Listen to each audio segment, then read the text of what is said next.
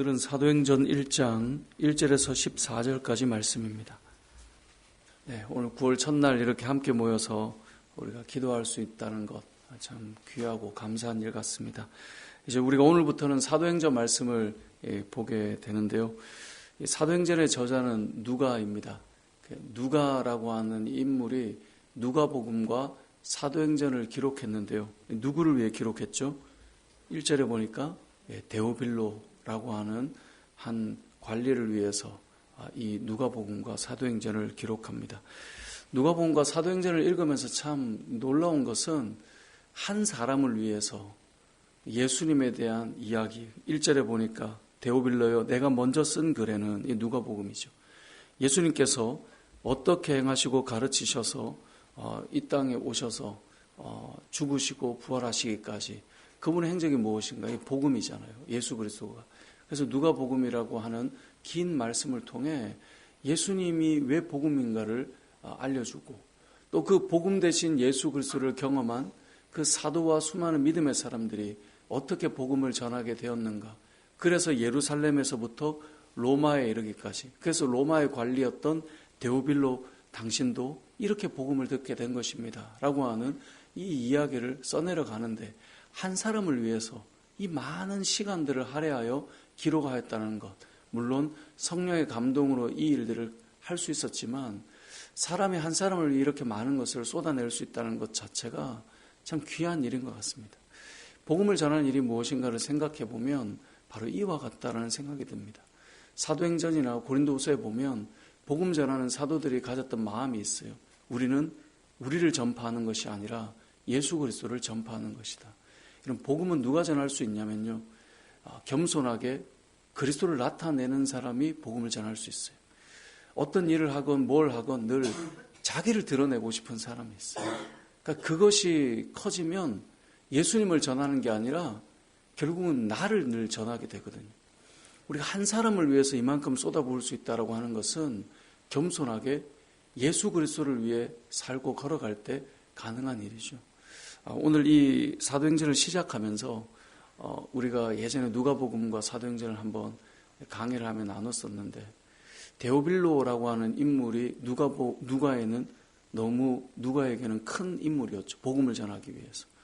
여러분의 마음에도 이 데오빌로와 같은 사람이 누구인가를 생각을 하며 사도행전을 시작했으면 좋겠습니다.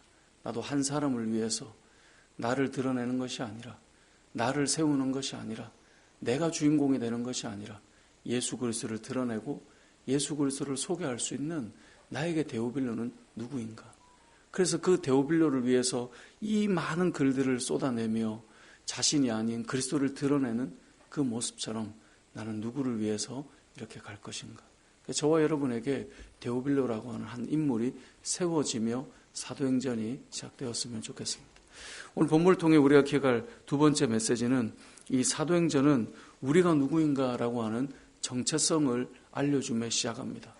우리가 누구인가? 오늘 본문 1장 8절에 보면 오직 성령이 너희에게 임하시면 너희가 권능을 받고 예루살렘과 온 유대와 사마리아와 땅끝까지 이르러 내 증인이 되리라 하시니라.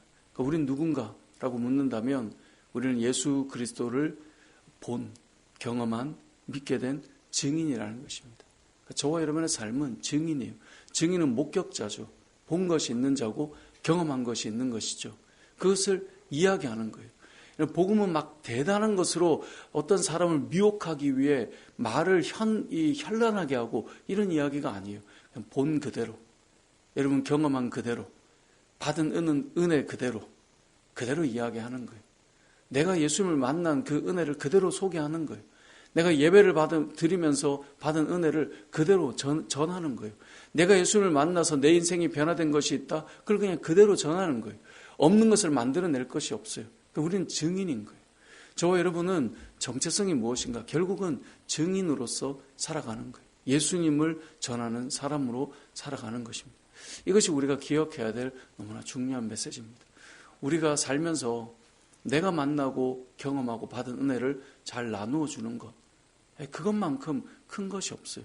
근데 우리가 늘 부담스러워하는 것은 내가 뭔가 노력해서 내가 뭔가 현란한 것을 가지고 나의 뛰어난 아름다움을 가지고 뭔가를 해야 된다라고 하는 부담을 늘 가질 때가 있어요. 근데 그게 아니에요. 증인은 있는 그대로를 말해야 돼요. 없는 것을 붙이기 시작하면 그게 바로 위증이죠. 우리가 예배를 드릴 때나 주를 위해 헌신할 때나 예수님의 이름을 높이며 살아갈 때나 있는 그대로를 가지고 살아가야 돼요.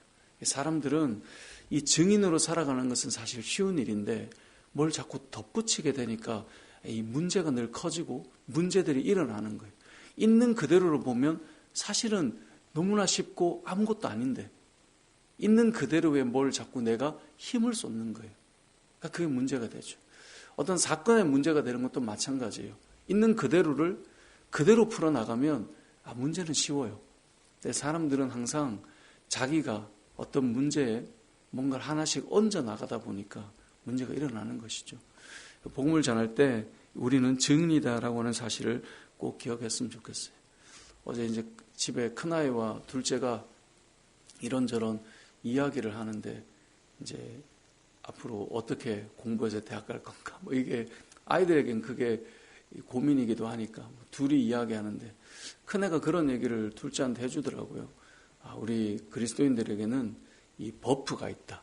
이 버프라고 하는 건 내가 가진 것 이상의 뭔가가 있다. 이런 얘기를 큰애가 해주면서 본인이 그냥 경험한 걸 이야기해 주더라고요.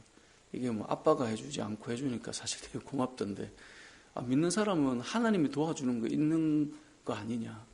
그게 있어서 자기도 이렇게 살아가는 것 같다. 뭐 이제 이런 이야기를 쭉 하는데 그냥 본인이 겪고 받은 은혜를 나누는 거죠. 가미하거나 더하는 게 없는 거죠. 저는 우리가 증인이 되어야 된다라고 하는 것 이것에 부담이 아니라 우리가 하나님의 은혜를 받기 위해 살아가고 그 은혜를 그대로 나누는 삶이 되면 된다는 거예요. 그 다음은 하나님이 하실 일이에요. 근데 이렇게 증인이 되기 위해서 필요한 것은 있어요. 그게 뭐냐면 8절에 보니까 성령이 너에게 임하시면 이라고 되어 있어요. 성령이 너에게 임하시면. 그러니까 증인이 되어서 이것을 그대로 전하는 것 사실 쉬운 일이지만 이 일을 하기 위해서 필요한 것이 성령이 우리에게 임해야 된다는 거예요. 저와 여러분에게 성령이 임하면 증인이 되는 것입니다. 그럼 어떻게 성령이 임하는가? 오늘 본문 말씀 14절에 보면 이들이 무엇을 할 때 성령이 임하였는가? 14절 제일 마지막 절에 이렇게 돼 있어요. 마음을 같이하여 오로지 기도에 힘쓰더라. 여러분 이것이 성령이 임하는 사건의 출발점입니다. 예수님께서는 제자들에게 말씀하셨어요. 예루살렘을 떠나지 말고 아버지께서 약속하신 것을 너희가 기다려라. 이것을 말씀하셨어요. 4절을 보세요. 사도와 함께 모이사 그들에게 분부하여 이르시되 예루살렘을 떠나지 말고 내게서 들은 바 아버지께서 약속하신 것을 기다리라. 예루살렘을 떠나지 않고 약속하신 것을 기다리는데 그냥 앉아 있는 게 아니에요. 그냥 멍하게 기다리는 게 아니에요. 뭘 하면서 기다리는 거예요? 기도하면서 기다렸던 거예요. 그것을 사모하며 기도하면서 기다렸던 거예요. 그래서 교회는 늘 기도하고 있는 곳이어야 돼요. 왜요? 하나님께서 약속하신 성령을 우리에게 부어주시기를 원하는 마음으로 기도하며 기다리는 거예요. 그래서 우리는 기도의 자리가 소중해요.